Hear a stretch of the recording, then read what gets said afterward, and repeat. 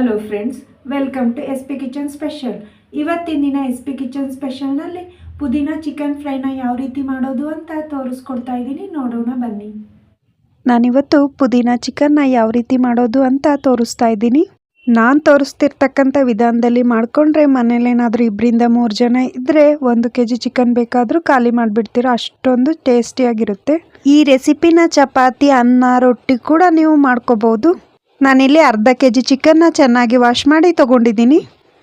ರುಬ್ಲಿಕ್ಕೆ ಒಂದು mixie jar ಇಟ್ಟು ಸ್ವಲ್ಪ ಕೊತ್ತಂಬರಿ, 5-6 ಹಸಿರು ಮೆಣಸಿನ್ಕಾಯಿ, 1 ಕಟ್ಟು ಪುದೀನ ಸೇರಿಸ್ಕೊಂಡು ಸ್ವಲ್ಪ ನೀರನ್ನು ಕೂಡ ಸೇರಿಸ್ಕೊತಿದ್ದೀನಿ. 2 ಟೇಬಲ್ ಸ್ಪೂನಷ್ಟು. ತರ್ತರಿಯಾಗಿ ರುಬ್ಕೊಳಕ್ಕೆ ಹೋಗಬಾರ್ದು, ನುಣ್ಣಗೆ ರುಬ್ಕೋಬೇಕಾಗುತ್ತೆ. ಈ ಹದದಲ್ಲಿ ಬಂದರೆ ಸಾಕಾಗುತ್ತೆ. ನಾನು ಮೊದಲೇ ಚೆನ್ನಾಗಿ ವಾಶ್ ಮಾಡಿಟ್ಕೊಂಡಿದ್ದಂಥ ಚಿಕನ್ಗೆ 1 ಚಿಟಿಕೆಯಷ್ಟು ಅರಿಶಿನ ಪುಡಿನ ಸೇರಿಸ್ಕೊತಾ ಇದ್ದೀನಿ. ಅರಿಶಿನ ಪುಡಿ ಸೇರಿಸಿದ ನಂತರ ನಾನು ಇದಕ್ಕೆ 1 ಟೇಬಲ್ ಸ್ಪೂನಷ್ಟು ಚಿಕನ್ ಮಸಾಲಾನ ಸೇರಿಸ್ಕೊತಾ ಇದ್ದೀನಿ. 1 ಟೇಬಲ್ ಸ್ಪೂನಷ್ಟು ಧನಿಯಾ ಪುಡಿ, ರುಚಿಗೆ ತಕ್ಕಷ್ಟು ಉಪ್ಪನ್ನು ಸೇರಿಸ್ಕೊತಾ ಇದ್ದೀನಿ. ನಾನು ಇದಕ್ಕೇನೆ ಅರ್ಧ ಬೌಲ್ ಮೊಸರು, 50 ml ಮೊಸರನ್ನ ಸೇರಿಸ್ಕೊತಾ ಇದ್ದೀನಿ. ಮೊಸರನ್ನ ಸೇರಿಸಿದ ನಂತರ ನಾವು ಪುದೀನ, ಕೊತ್ತಂಬರಿ ಸೊಪ್ಪು, ಹಸಿರು ಮೆಣಸಿನ್ಕಾಯಿ ಎಲ್ಲ ಸೇರಿಸಿ ರುಬ್ಬಿಟ್ಕೊಂಡಿದ್ದಂಥ ಮಸಾಲಾನ ಸೇರಿಸ್ಕೊತಾ ಇದ್ದೀನಿ. ನಿಮ್ಗೇನಾದರೂ ಹಸಿರು ಮೆಣಸಿನ್ಕಾಯಿ ಇಷ್ಟ ಆಗಿಲ್ಲ ಅಂದರೆ ಖಾರದ ಪುಡಿ ಕೂಡ ಸೇರಿಸ್ಕೋಬೋದು. ಚೆನ್ನಾಗಿ 1 ಬಾರಿ ಮಿಕ್ಸ್ ಮಾಡಿ 1/4 ಗಂಟೆಯಷ್ಟು ಚಿಕನ್ನ ಮ್ಯಾರಿನೇಟ್ ಆಗಲಿಕ್ಕೆ ಬಿಟ್ಬಿಡೋಣ. ನಾನಿಲ್ಲಿ ಒಂದು ಫ್ರೈ ಪ್ಯಾನ್ ಇಟ್ಟು 3 ಟೇಬಲ್ ಸ್ಪೂನಷ್ಟು ಎಣ್ಣೆನ ಸೇರಿಸ್ಕೊತಾ ಇದ್ದೀನಿ. ಎಣ್ಣೆ ಚೆನ್ನಾಗಿ ಬಿಸಿಯಾದ ನಂತರ ಇದಕ್ಕೆ ನಾನು ಒಂದು ದಪ್ಪನಾದ ಈರುಳ್ಳಿನ ಸ್ಲೈಸಾಗಿ ಕಟ್ ಮಾಡಿ ಸೇರಿಸ್ಕೊತಾ ಇದ್ದೀನಿ. ಈರುಳ್ಳಿನ 2-3 ನಿಮಿಷಗಳ ಕಾಲ ಚೆನ್ನಾಗಿ ಫ್ರೈ ಮಾಡ್ಕೋಬೇಕಾಗುತ್ತೆ. ನೋಡ್ತಿರ್ಬೋದು, ಈರುಳ್ಳಿ ಚೆನ್ನಾಗಿ ಫ್ರೈ ಆಗಿದೆ. ಇಷ್ಟ ಆದರೆ ಸಾಕಾಗುತ್ತೆ. ನಾನು ಇದಕ್ಕೇನೆ 1 ಸ್ಪೂನಷ್ಟು ಶುಂಠಿ ಬೆಳ್ಳುಳ್ಳಿ ಪೇಸ್ಟ್ನ ಸೇರಿಸ್ಕೊತಾ ಇದ್ದೀನಿ.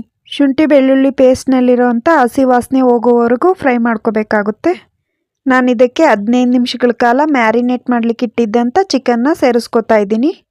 ಚಿಕನ್ನ ಸೇರಿಸಿದ ನಂತರ ಚೆನ್ನಾಗಿ 1 ಬಾರಿ ಮಿಕ್ಸ್ ಮಾಡ್ಕೋತಾ ಇದ್ದೀನಿ. ಮಿಕ್ಸ್ ಮಾಡಿದ ನಂತರ ನಾನು ಲೋ ಫ್ಲೇಮಲ್ಲಿಟ್ಟು 10 ನಿಮಿಷಗಳ ಕಾಲ ಬೇಯಿಸ್ಕೊತಾ ಇದ್ದೀನಿ. ಮಧ್ಯದಲ್ಲಿ ಅವಾಗವಾಗ ಲಿಡ್ನ ತೆಗೆದು ಚಿಕನ್ನ ತಿರುಗಿಸ್ಕೋಬೇಕಾಗುತ್ತೆ. ಇಲ್ಲಾಂದರೆ ಚಿಕನ್ನು ತಳ ಹಿಡಿಯೋ ಚಾನ್ಸಸ್ ಜಾಸ್ತಿ ಇರುತ್ತೆ. ನಾನಿಲ್ಲೇನು ನೀರನ್ನ ಸೇರ್ಸೋಕೆ ಹೋಗಿಲ್ಲ. ನೋಡ್ತಿರ್ಬೋದು, ಚಿಕನ್ನಲ್ಲಿರೋವಂಥ ನೀರೇ ಬಿಟ್ಕೊಂಡಿದೆ. ಏನಾದರೂ ತಿರುಗಿಸ್ದೆ ಬಿಟ್ಟರೆ ಚಿಕನ್ ಒಂದು ಕಡೆ ಬೆಂದಿರುತ್ತೆ, ಒಂದು ಕಡೆ ಬೆಂದಿರಲ್ಲ. ಹಾಗಾಗಿ 2-3 ನಿಮಿಷಕ್ಕೊಂದು ಬಾರಿ ಲಿಡ್ನ ತೆಗೆದು ತಿರುಗಿಸಿ ಬೇಯಿಸ್ಕೋಬೇಕಾಗುತ್ತೆ.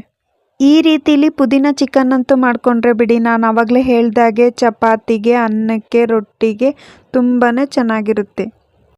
ನೋಡಿದ್ರಲ್ಲ ವೀಕ್ಷಕರೇ, ಯಾವ ರೀತಿ ಕಡಿಮೆ ಸಮಯದಲ್ಲಿ ಪುದೀನ ಚಿಕನ್ನ ಮಾಡೋದು ಅಂತ. ಈ ರೆಸಿಪಿ ನಿಮಗೆ ಇಷ್ಟವಾಯಿತು ಅನ್ಕೋತಿದ್ದೀನಿ.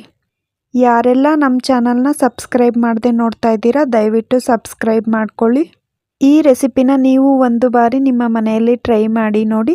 ಹೇಗಿತ್ತು ಅಂತ ಕಮೆಂಟ್ ಮಾಡುವ ಮೂಲಕ ನಮಗೆ ತಿಳಿಸಿ. Thank you for watching. Tata, bye bye.